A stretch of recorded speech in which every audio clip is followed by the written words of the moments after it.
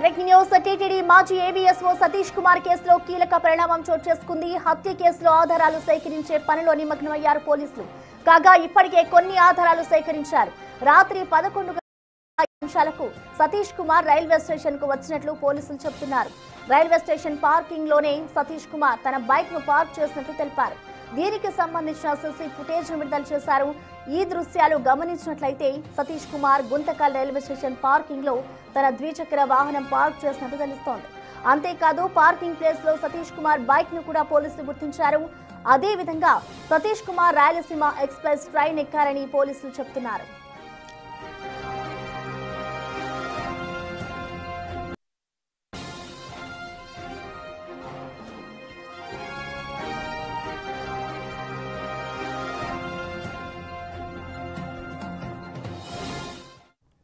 దీనిపై complete details ని మా ప్రతినిధి యోగానంద్ లైవ్ ద్వారా అందిస్తారు.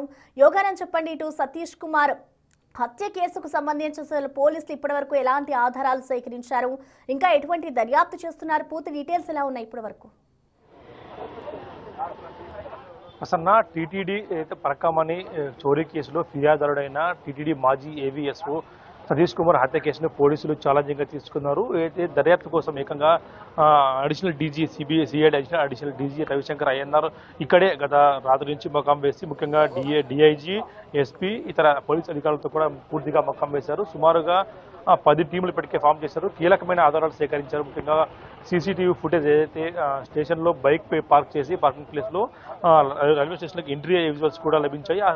ఆ సమయంలో ఆయన చాలా నింపాదిగా నడుచుకుంటూ వెళ్తున్న విజువల్స్ కనిపించాయి. అంటే అప్పటికి ఆయన ఎక్కడ కూడా ఆయన ఫాలో అవుతున్నట్టు కూడా ఎవరూ లేదు. కానీ ఆ తర్వాత ఏమైనా జరిగిందా, అంతకుముందు ఏం జరిగింది అనేది కూడా పోలీసులు దర్యాప్తు చేస్తూ ఉన్నారు. ఇప్పటికే సుమారుగా 10 టీంలు, అంటే అందులో ఫోరెన్సిక్తో పాటు సైబర్ టీం, అదేవిధంగా క్లూస్ టీమ్స్తో కూడా ఇప్పటికే ఒక టీం ఫామ్ చేసి రకరకాల ప్రదేశాలు గుంతకల్లు, అలా తాడిపత్రి, అలాగే ఆ టవర్ డబ్ అయితే ఆ టవర్లో ఎవరెవరు ఉన్నారు అనే దానిపై కూడా పోలీసులు ఆ విధంగా కూడా దర్యాప్తు చేస్తూ ఉన్నారు. ముఖ్యంగా సుమారుగా అనేక మందిని ఇప్పటికీ ఆ బోగిలో ఎవరైతే ప్రయాణించారో ఆయన బ్యాగ్ తీసుకుని ఆ బ్యాగ్ ఏమైంది, ఆ బ్యాగ్లో ఏమేమి క్యారీ చేస్తున్నాడు, మొబైల్తో పాటు ఇంకా ఏమైనా తెచ్చుకున్నాడు అనేది కూడా పోలీసులు దర్యాప్తు చేస్తూ ఉన్నారు. సుమారుగా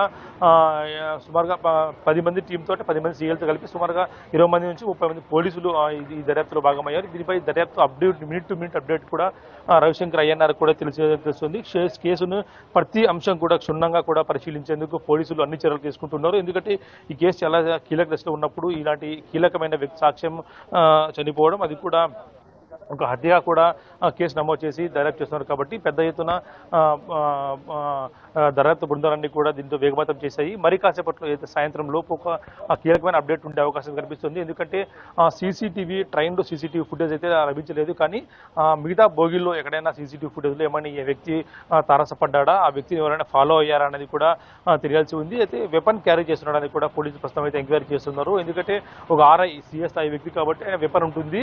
ఆ వెపన్ తీసుకెళ్తున్నాడు లేదంటే ఇక్కడ ఇచ్చి వెళ్ళాడా అనేది కూడా పోలీసులు దర్యాప్తు చేస్తూ ఉన్నారు. ఎందుకంటే ఆ వెపన్ లభిస్తే మనకి వెపన్తో ఏమైనా షూట్ చేసినట్టు ఏమైనా బలమైన దాంతో కొట్టారా అనేది కూడా పోలీసులు దర్యాప్తు చేస్తూ ఉన్నారు. ప్రస్తుతం అయితే ఫోరెన్సిక్ నిపుణులతో కూడా ప్రస్తుతం అయితే సిఐడి అడిషనల్ డీజీ సమావేశమయ్యారు.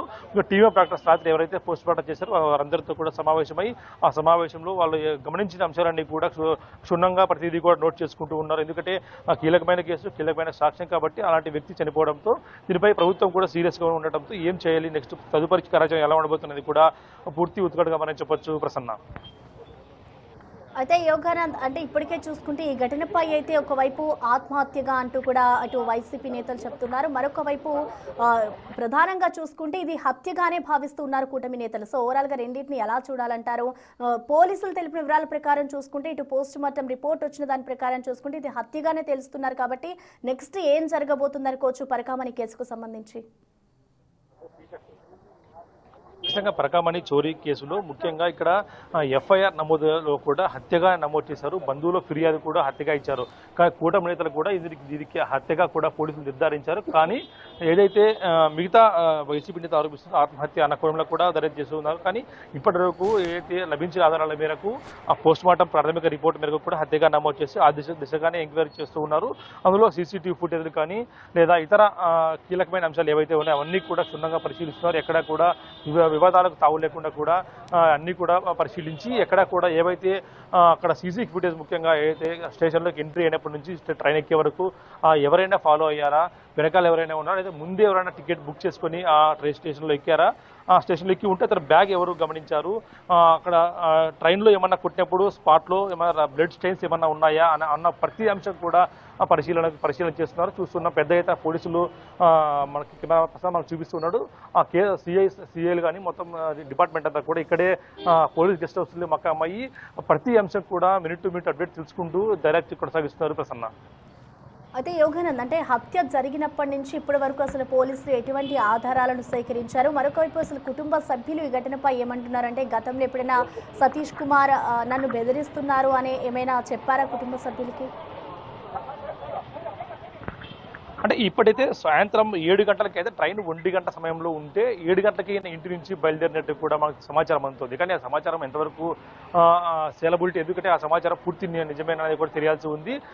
ఒకవేళ సాయంత్రం 7 గంటలకే బయలుదేరింటే కీలకమైన 5 గంటల సేపు ఎక్కడున్నాడు? 1 గంటకి ట్రైన్ అయితే మనకి పార్కింగ్ టైం 11:54 చూపిస్తుంది. అంతవరకు ఆయన ఎక్కడున్నాడు? సుమారుగా 4 గంటల సేపు ఎక్కడున్నాడా అన్నది కూడా, ఎవరిని కలిశాడు అనేది కూడా మనకు తెలియాల్సి ఉంది. సుమారుగా అనేక మందిని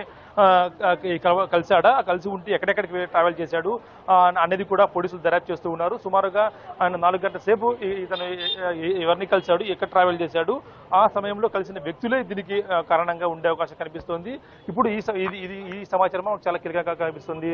ప్రసన్న, సుమారుగా ఆ టైం వరకు ఎంతమందితో సమావేశమయ్యాడు, ఎవరిని కలిశాడు, ఆ కలిసిన వ్యక్తులు ఎవరైనా బెదిరించారా అంటే ఇప్పటికే భార్యకు మెసేజ్ పెట్టినట్టు కూడా మాకు సమాచారం అందుతుంది. చివరిసారిగా భార్యకు ఏ మెసేజ్ పెట్టాడు, లేదా ఫోన్ కాల్ కూడా చేసినట్టు తెలుస్తుంది. ఆ ఫోన్ కాల్లో ఏం మాట్లాడాడు, ఎవరైనా బెదిరింపులు దిగారని చెప్పాడు, లేదంటే వేరే విషయం ఏమైనా మాట్లాడాడు. సాధారణంగా 1 గంట సమయంలో ట్రైన్ ఎక్కుతున్నారు కాబట్టి ఇంటికి ఒక మెసేజ్ పెట్టి ఉంటారు, ఏదైతే ట్రైన్ ఎక్కాను సేఫ్గా ఉందని మెసేజ్ పెట్టి ఉంటారు. అది కాకుండా వేరే మెసేజ్ పెట్టి ఉన్నారు అంటూ కూడా మనకు సమాచారం అందుతుంది. ఆ మెసేజ్ ఏ మెసేజ్ అయి ఉంటుంది అంటే ఇప్పటికే కుటుంబ సభ్యులైతే మమ్మల్ని బెదిరిస్తున్నారు, పరకామణి కేసులు ప్రత్యర్థులే ఈ ఘాతుకానికి పాల్పడి ఉంటారు, ఆయన కంప్లైంట్ ఇచ్చాడు కాబట్టి ఆ కంప్లైంట్ ఆధారంగానే కేసు నమోదు చేశారు.